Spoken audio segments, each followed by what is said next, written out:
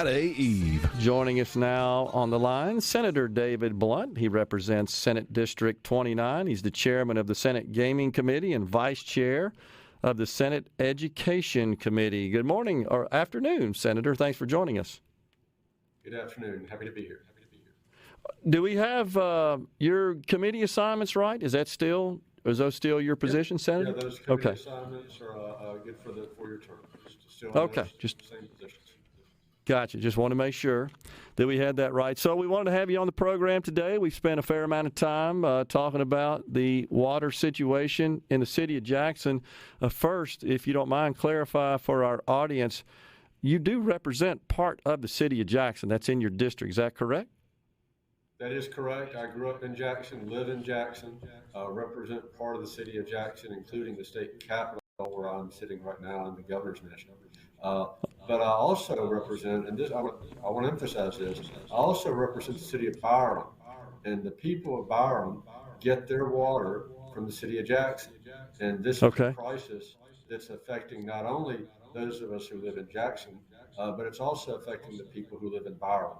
And they obviously don't vote for the mayor of Jackson, don't vote for the Jackson City Council. They live in Byram and have their own mayor, their own board of aldermen. But they rely on the city of Jackson water, so they're suffering in this situation as well. There are people outside of Jackson who are also in a bad situation because of this crisis that we're in.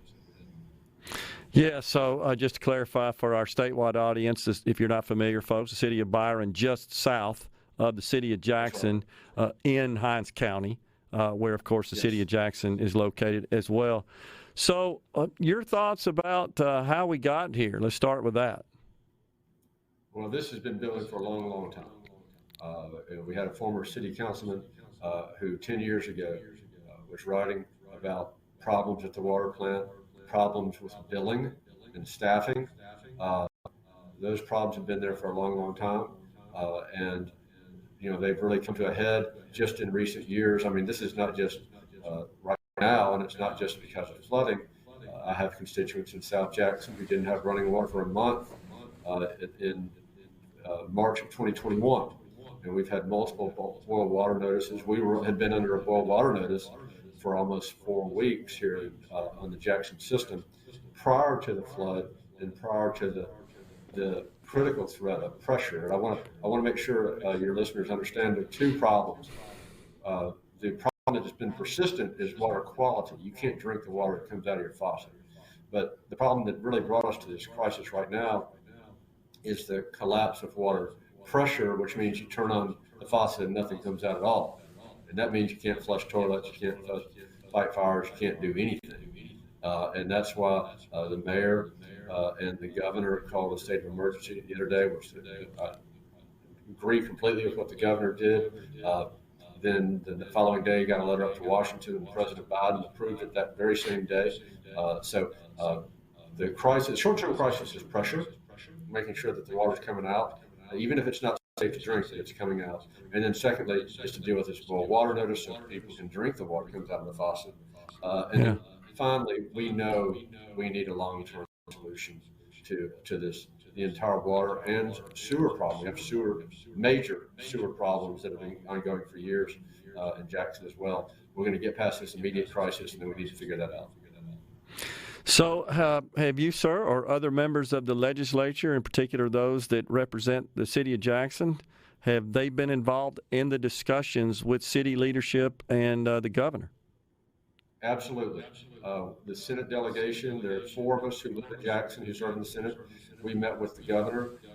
We had a conference call, all of us on the line with the lieutenant governor. Yesterday we met with the mayor. We hope to have a meeting very soon with Congressman Thompson. I've texted Congressman Guest office as well. We are all of us at the Capitol working on this every day. So when you're having these discussions, as you, I think, rightfully pointed out, you've got short-term concerns that need to be addressed immediately because you basically are shut down, can't function. You got to get the pressure back. You got to get the water back to usable form for humans. That, as you indicated, that's been going on for a couple of months, I believe. We've been under a boil water notice, something like that. It's our 5th week. It's our 5th week. Okay. We've had a bunch of them in recent years. That's right. Okay, right. fifth week. So we're in the second month, I think it's fair to say. So, so when you're talking to Congressman Thompson, Congressman Guest, state leaders, what do you think is needed to solve the problem? There's a short-term issue, there's a long-term issue. Well, the two things that are going to be needed long term are sound management and more money. That's what's going to be needed. So to back up a little bit, the situation that we're in right now, thanks to the American Rescue Plan, is first the Congress sent to the legislature earlier this year when we were in session $1.8 billion in federal money that could be used for various purposes, and the legislature wisely spent 1.5 of it early this year, and half of that is going to water systems all around the state. So there are water systems all across the state that need investment, even if they're not in a crisis like Jackson is. They've got aging infrastructure and problems. So the legislature put $750 million into a statewide water grant program. $450 million of that 750 is for municipal water systems. There are 284 municipal water systems in the state. The application process for getting that money started today, September 1st. Right.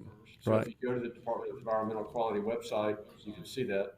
So the first thing is that the city, and again, when I say the city, I'm talking about the city of Jackson system, which includes Jackson, Byram, and part of Hinds County, needs to submit that proposal. It needs to be a good proposal. The state's going to approve that proposal, and then the state is going to match that, the money that the city, and I hope the county, puts in 1-to-1. So the city, like every city in the state, got money from ARPA, the American Rescue Plan. The county, like every county in the state, got money.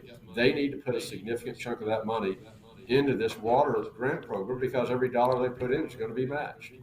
So that application needs to be a strong application, professional application, and then the state needs to match every single dollar that the city is entitled to fix the problem.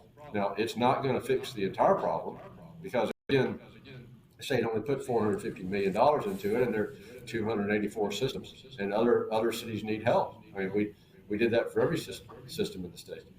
First thing is that the city needs to get the money that has already been appropriated by the legislature. And if the city application was for $45 million and the state matches it, they've got $90 million right now to go to work. In addition to that, the federal help that we're getting, thanks to President Biden, is going to pay for some of the immediate costs that are being incurred right now. So that's the first thing. And then it's going to take more money than that. And that's when we need a plan, and that includes, speaking for myself, putting everything on the table to get the money that we need to fix it long term. Okay, so Lieutenant Governor Hosemann, of course, was on SuperTalk Mississippi on the Gallo Show a couple of days ago, earlier this week.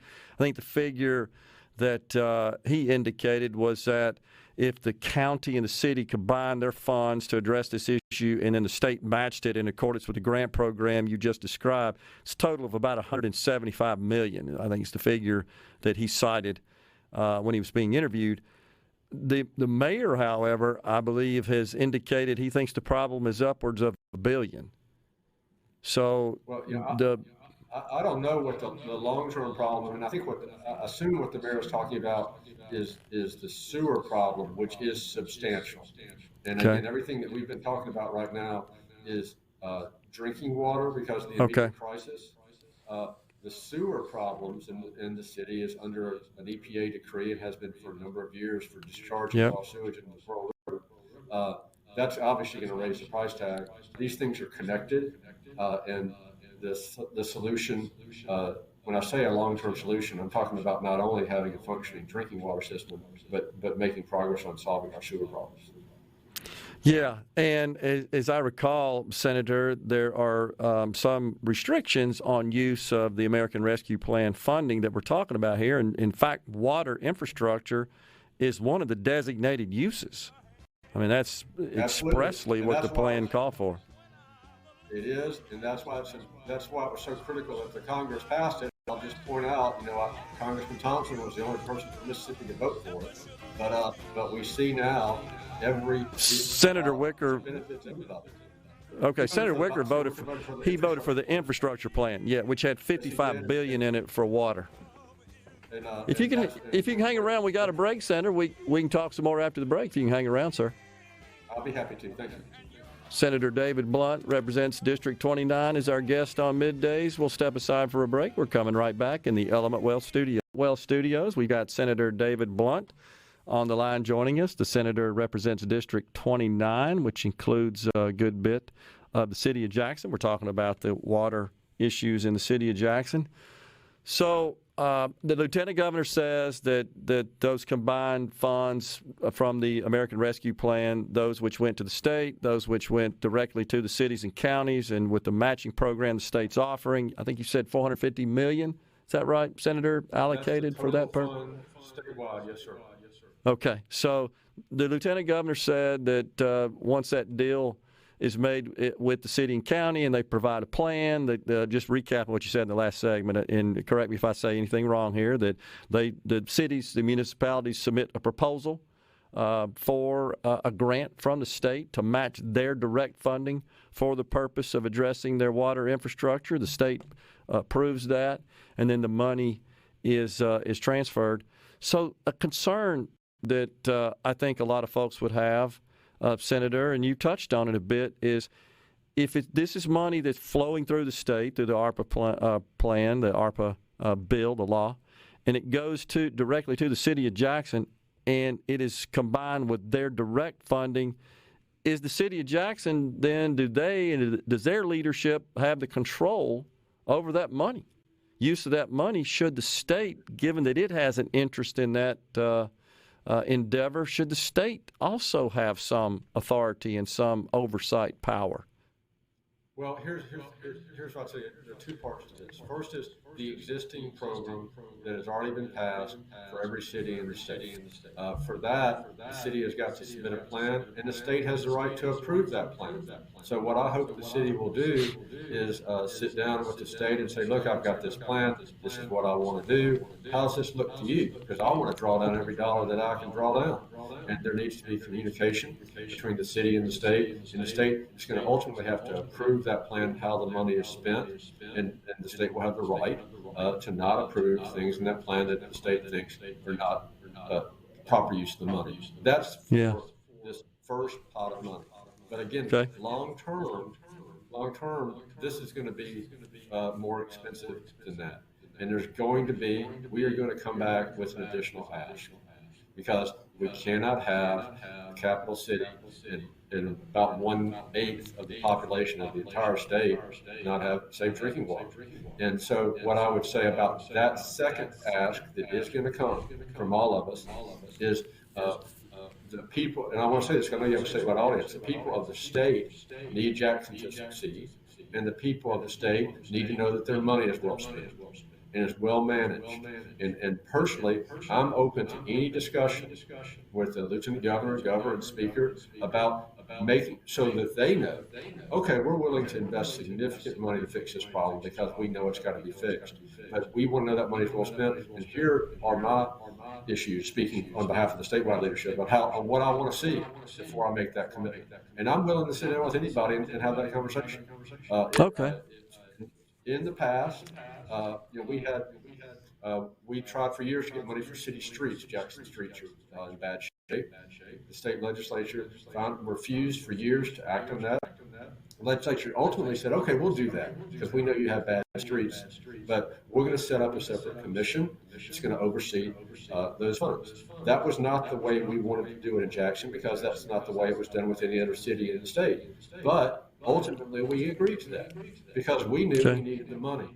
And as a result, we've got $120 million to pave streets in Jackson and draw down more federal funds.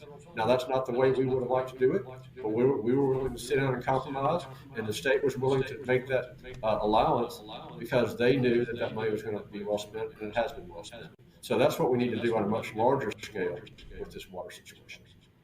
Yeah, I think that I'm fairly accurate in representing the sentiments of most people in the state, and just holding that the state should have some involvement, and there should be some conditions attached to state money going to the city in this case, which For that would. second ask that I talked about, I have no problem with that. Okay, all right. That pot of money look, the city needs the money. The people of Byram need the money, and I'm willing to sit down with anybody in good faith to try to figure out. And the taxpayers of the state need to know this money's well spent. I think they want help. That's They right. know the money's well spent, and that's legitimate. So we need to sit about that. Okay. All right. Well, fair enough. I'm glad to hear that, and that sounds like to me a more palatable approach than just saying here's a check and we'll see you later, and then we find out after the fact that it was not well spent, using your terms, and then the money's already out the door and there's nothing you can do to recover it. I think that's what people would object to and don't want to see. It sounds like you're of the same mind there. So. Some sort of. Look, none of us want any money wasted. The state's going to approve the plan. Okay. It's that Jackson submits, just like every other city. And then when we come back with a larger question, we're open to negotiations to do what we need to do. Okay, fair enough. So, with respect to your statement about needing sound leadership, what do you mean there? Sound management, I think, is what you said. If I got there correctly. Management is, it means that every customer of the Jackson water system needs to get a bill. That bill needs to be accurate, and they need to pay their bill. The water plant needs to be staffed. It needs to be fully staffed with trained people. And the plants need to be maintained. Now, I'm not pointing fingers at anybody. This problem is long before the current mayor and the current governor. I'm just saying that all that has to be addressed as part of the investment that needs to be made, because if you can't get this billing situation fixed, you're going to be back in the same problem in a few years anyway. So it's a global issue. It's not to criticize Mayor Lumumba or Governor Reeves. It's been going on a long time, but it's got to be well managed, and the taxpayers of Jackson and the state as a whole need to know that's well managed. Yeah, you're right. There's absolutely no doubt about that. But I think taxpayers are looking for some protection. I think that's fair to say. Sure. If taxpayer money is going to be used here, and I think there's a lot of speculation, as you know, a lot of rumor, a lot of innuendo about whatever happened in the past, and we can certainly hash that out interminably. But that's not going to fix the problem, and I think the folks want to get the problem fixed. They want to get it fixed short term. I think you articulated that very effectively. We need to fix the short-term problem. Then we need to think about the long-term problem. But right now, we don't have any water, and the city is at a standstill. And you can't, I said this earlier, Senator, that you need revenue to run the city, and the primary source of revenue is sales taxes. That comes from sales. You can't sell anything if you don't have water. Yeah, and I would just say again to your statewide audience, it's not a good look for the state, regardless of where you live in the state. Agree. This is the lead on the national news. And the people of the state are entitled to know that their money is being well spent. But the first ask that I would make of the people of the state is to recognize, look, we recognize that this has to be fixed. This is something that all 3 million of us recognize has to be fixed. And look, we want some assurances that our money is going to be well spent. Well, we want that too, and those of us who live here want that too. We're open to sitting down and figuring that out. But it reflects badly on all 82 counties in the state. And Jackson, Mississippi is the lead on the spot news. People can't drink the water. Yeah, I totally agree. I shared this morning with the audience. I awakened to the Wall Street Journal.